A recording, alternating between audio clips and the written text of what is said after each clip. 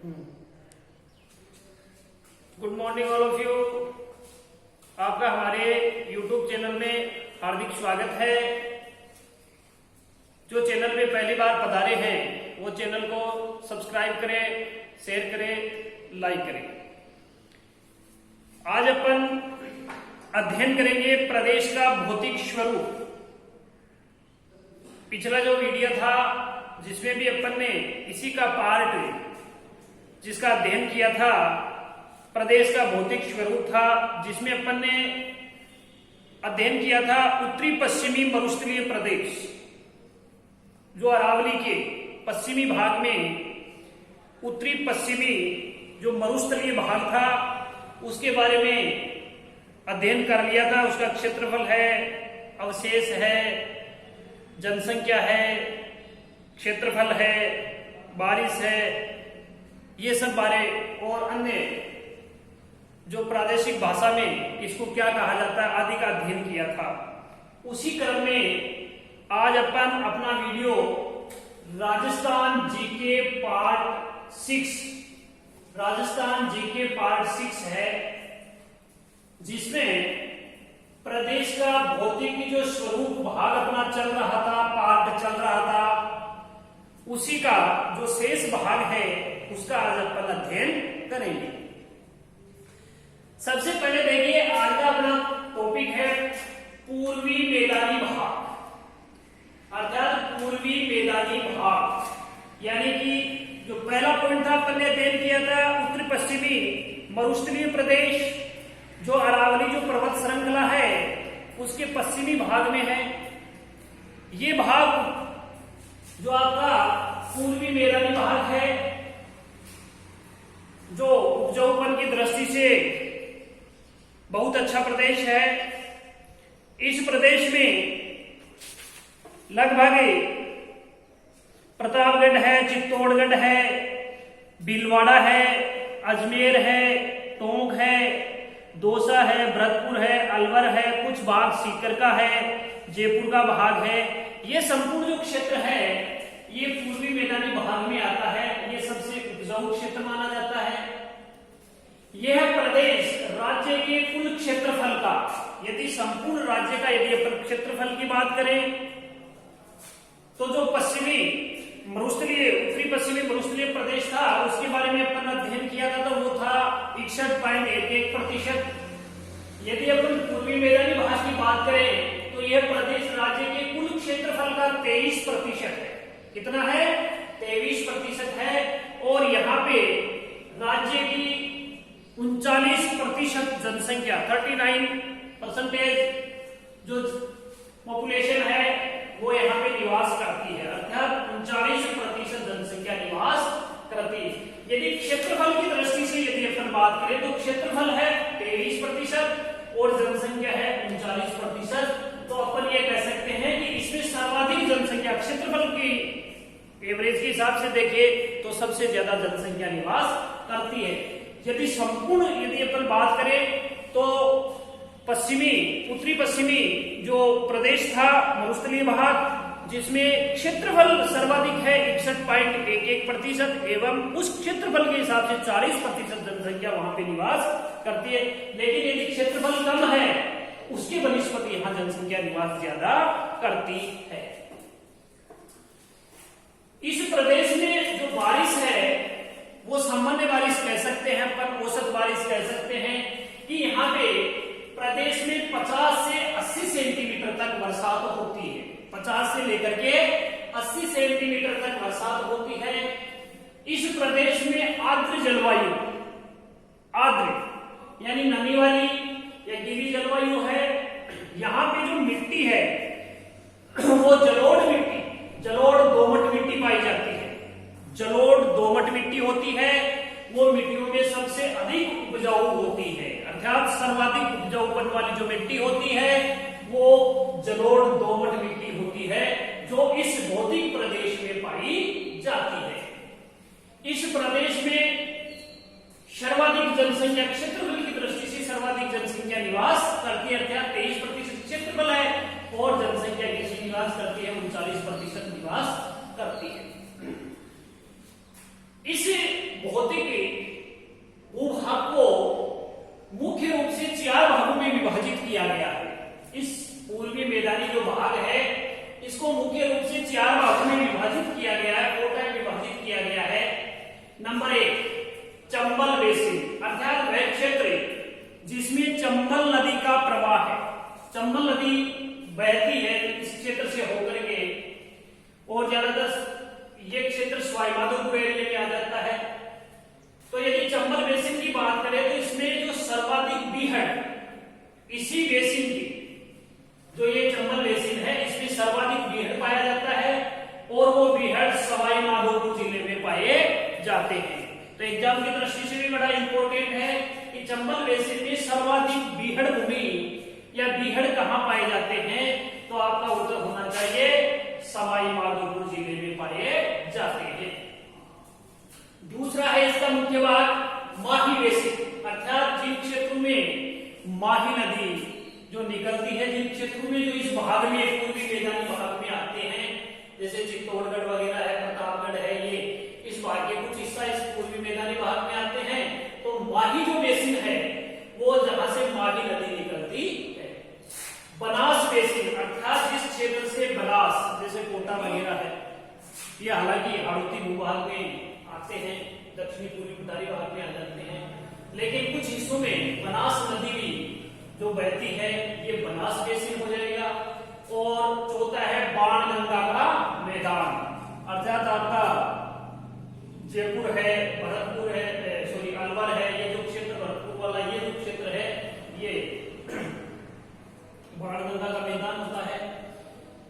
तो इसको 4 भागों में बांटा गया है। चंबल बेसिन जो सर्वाधिक बीहड़ इसी बेसिन में सवाई माधोपुर जिले में पाए जाते हैं। दूसरा है माही बेसिन, तीसरा है बनास बेसिन, और चौथा है बाणगंगा का मैदान। यह मैदान जो बाणगंगा का मैदान है, यह मैदान दक्षिण में, यदि दक्षिण की बात करें, दक्षिणी क्षेत्र की बात करें तो इसे मेवाड़ का मैदान कहते हैं। क्या कहते हैं? मेवाड़ का मैदान। अर्थात बाणगंगा का जो दक्षिणी भाग का जो मैदान है उसे मेवाड़ का मैदान कहते हैं। तथा उत्तर में, यदि उत्तरी दिशा की बात है, उत्तर में करें तो मालपुरा करौली का मैदान कहलाता है। तो कहने का मतलब यह है कि बाणगंगा का जो मैदान है, बाणगंगा नदी का मैदानी जो भाग है, ये मैदान दक्षिण में मेवाड़ का मैदान कहलाता है, मेवाड़ का मैदान कहलाता है। तथा उत्तर में मालपुरा करौली का मैदान कहलाता है।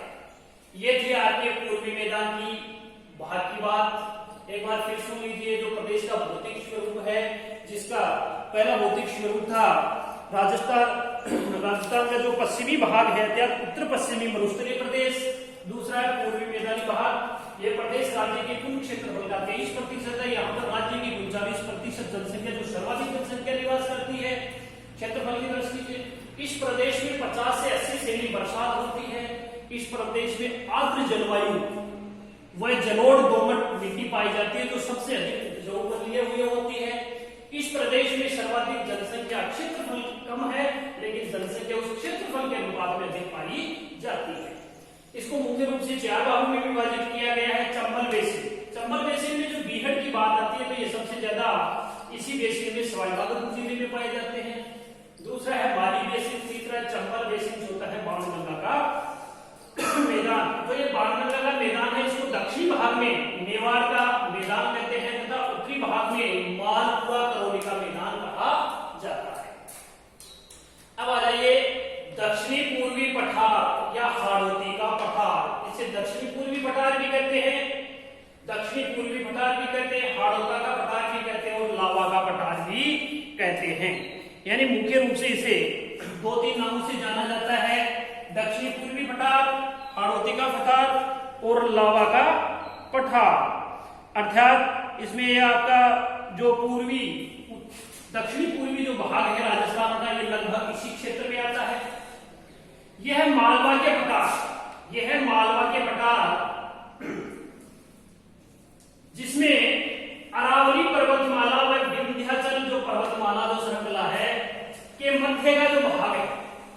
अरावली पर्वतमाला जो पश्चिमी राजस्थान को 2 भागों में विभाजित करती है, तो अरावली पर्वत श्रृंखला है, और जो विंध्याचल पर्वतमाला है, इनके जो मध्य का जो मालवा का पठार विंध्याचल और अरावली के बीच में मालवा का पठार है वो स्थित है, जिसकी मिट्टी का रंग सामान्यतः काला होता है। जो आपका दक्षिणी पूर्वी पठार या हाड़ौती या लावा का पठार जो क्षेत्र है, भौतिक प्रदेश है जिसकी मिट्टी है उसका रंग काला है। जो बालू का पत्थर की चट्टानों से निर्मित है, जो बालू का पत्थर होता है, बालू का जो पत्थर होता है उसकी चट्टानों से ये निर्मित है या बना हुआ है, इसलिए इसका रंग काला है।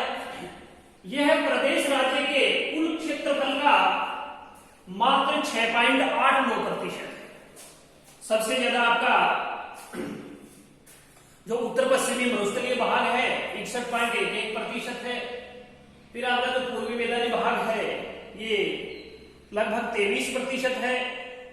लेकिन यदि अपन इसकी बात करें दक्षिणी पूर्वी पठार या हाड़ौती प्रदेश या लावा प्रदेश की, तो ये मात्र इसका कुल क्षेत्र राज्य के कुल क्षेत्रफल का केवल 6.82% है।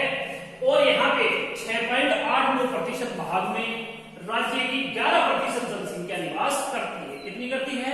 11% जनसंख्या निवास करती है। इस भौतिक प्रदेश में बरसात है वो काफी अच्छी होती है, 80 से 120 सेंटीमीटर तक, 80 से लेकर, यानी सर्वाधिक बरसात राजस्थान में कौन से भौतिक प्रदेश में होती है? तो आपका उत्तर होना चाहिए दक्षिण पूर्वी पठार या हाड़ौती का पठार या लावा का पठार, जहां पे 80 से लेकर के 120 सेंटीमीटर तक यहाँ वर्षा पाई जाती है। इस प्रदेश में अति आर्द्र जलवायु पाई जाती है। आर्द्र जलवायु का मतलब है जो नमी धारण किए हुए होती है, ठंडी होती है, अच्छी बरसात होती है, तो वहां पे अति आर्द्र जलवायु पाई जाती है। इस क्षेत्र में सर्वाधिक खनिज पाए जाते हैं। यदि अपन भौतिक प्रदेश की बात करें तो दक्षिणी पूर्वी पठारी जो भाग है जिसमें सबसे ज्यादा खनिज पाए जाते हैं। सर्वाधिक खनिज कौन से क्षेत्र में या भौतिक प्रदेश में पाए जाते हैं? दक्षिणी पूर्वी पठारी भाग में पाए जाते हैं, खनिज पाए जाते हैं। मुकुंदरा की पहाड़ियां, यदि मुकुंदरा हिल्स की बात करें तो यहाँ पे प्रश्न बनता है कि यदि मुकुंदरा हिल्स का है, यदि प्रश्न में आता है केवल कोटा तो कोटा उत्तर हो जाएगा, यदि केवल झालावाड़ आता है तो झालावाड़ हो जाएगा। बल्कि मुकुंदरा की पहाड़ियां कोटा और झालावाड़ दोनों जिलों में फैली हुई है। कितने जिलों में फैली हुई है? कोटा व झालावाड़। तो यदि उत्तर में कोटा और झालावाड़ दोनों दे रखा है तो आपका उत्तर हो जाएगा मुकुंदरा की पहाड़ियां कोटा और झालावाड़ दोनों जिलों में फैली हुई है। देखिए राजस्थान में वृहद सीमांत भ्रंश, राजस्थान में वृहद जो सीमाएं जो है भ्रंश है वो बूंदी सवाईमाधोपुर की पहाड़ियों के सहारे फैली हुई है। जो बूंदी और सवाईमाधोपुर जो जिला है उसकी जो पहाड़ियां हैं उनके सहारे सहारे फैला हुआ है।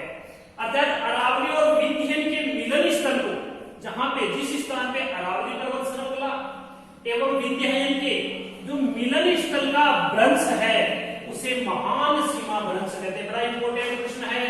यदि आपको प्रश्न पूछा जाए कि महान सीमा भ्रंश किसे कहते हैं या कहां होता है, तो अरावली और विंध्याचल, विंध्यायन के, अरावली व विंध्यायन के जो मिलन स्थल है उसका भ्रंश है वो महान सीमा भ्रंश कहलाता है।